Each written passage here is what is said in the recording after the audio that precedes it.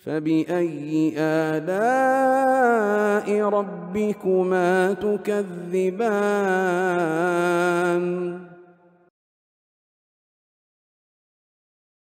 Kemudian kejadian yang ke berapa sekarang? Yang ketujuh. Iya. Kata beliau, thumma najashiyya na'a. Thumma najashiyya na'a. Wa shalla alaihi min taubatana lal fadla. Ini tentang berita wafatnya Najasyi. Tentang berita wafatnya Najasyi radhiyallahu taala anhu. An-na'yu itu adalah pengumuman matinya seseorang. Jadi berita matinya An-Najasyi itu sampai kepada Nabi sallallahu alaihi wasallam. Iya, dan Najasyi ini beliau masuk Islam ya. Tetapi tidak sanggup menampakkan keislamannya kepada kaumnya. Tidak sanggup menampakkan keislamannya kepada kaumnya. Kalau Herakl Romawi ya, ini pelajarannya, dia itu terima surat Nabi dan dia hormati. Karena itu utusan Nabi dihormati oleh dia. Bahkan dia sebenarnya tahu bahwa Rasulullah benar seorang Rasul. Tapi begitu dia menguji kaumnya mau masuk Islam, ya, maka dia tutup pintu gerbang. Terus dia berkata, saya ingin masuk ke dalam Islam. Itu bahasa ininya, bahasa kesimpulannya.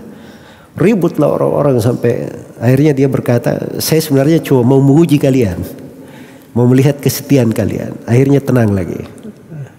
Jelas ya?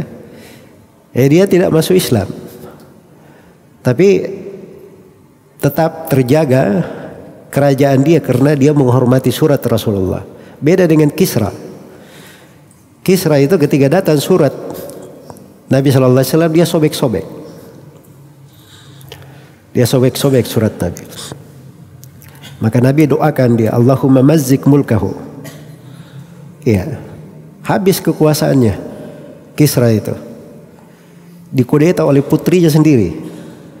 Terus kerajaan Kisra itu sendiri sampai hari ini tidak ada bekasnya. Kerajaan Persia ya, peradaban yang hilang. Habis. Dia mau menyobek-nyobek surat Rasulullah sallallahu alaihi wasallam. Jelas ya? Ini di dalam menyikapi surat Nabi saya, ini dua umat ini berbeda akibat yang mereka dapatkan. Karena itu pengagungan terhadap sunnah itu luar biasa ya. Nah, begitu An-Najasyi meninggal, beliau seorang muslim. Dan muslim itu disolati solat jenazah.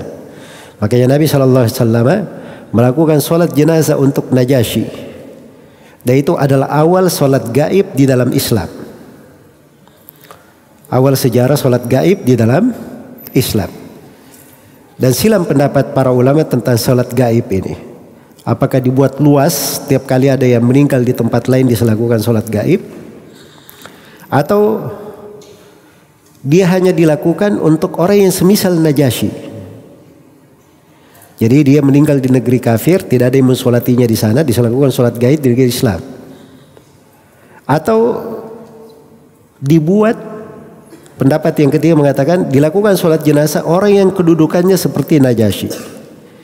Misalnya dia seorang tokoh, seorang pembesar, dia di tempat lain meninggal, walaupun ada yang mensolati di sana, nggak apa-apa, orang lain juga solat gaib. Iya, dan ini pendapat dikuatkan oleh sebagian ulama di masa sekarang ya. Iya, dan ini di tengah orang awam juga berjalan ya. Itu di Yaman itu Syekh dulu guru kami Syekh Muhammad bin Abdul Wahab Al-Usabi rahimahullah. Itu beliau bilang, saya ini sudah dilakukan sholat gaib untuk saya berulang kali katanya. Karena orang-orang hizbi itu kalau dia ingin membuat orang awam lari yang di pelosok-pelosok, dia bilang itu Syekh Muhammad bin Abdul Wahab yang biasa datang ke situ sudah meninggal. Masa kata mereka, ayo kita sholat gaib. Padahal syekhnya masih ada, supaya mereka bisa masuk ke masjid itu. Nah begitu ya cara-cara dusta dari sebagian manusia begitu.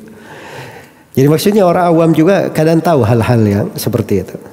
Tapi yang benarnya bahwa sholat gaib ini itu tidak dilakukan secara mutlak ya. Tiap kali ada yang meninggal, walaupun orang tua kita di tempat jauh kita lakukan sholat gaib, tidak. Kalau ada yang sudah mensolatinya dari umat Islam, sudah gugur kewajiban bagi yang lainnya. Tapi kalau dia di posisi seperti Najasyi, maka itu nggak ada masalah. Dilakukan sholat gaib. Baik. Selesai kejadian di tahun ke-9.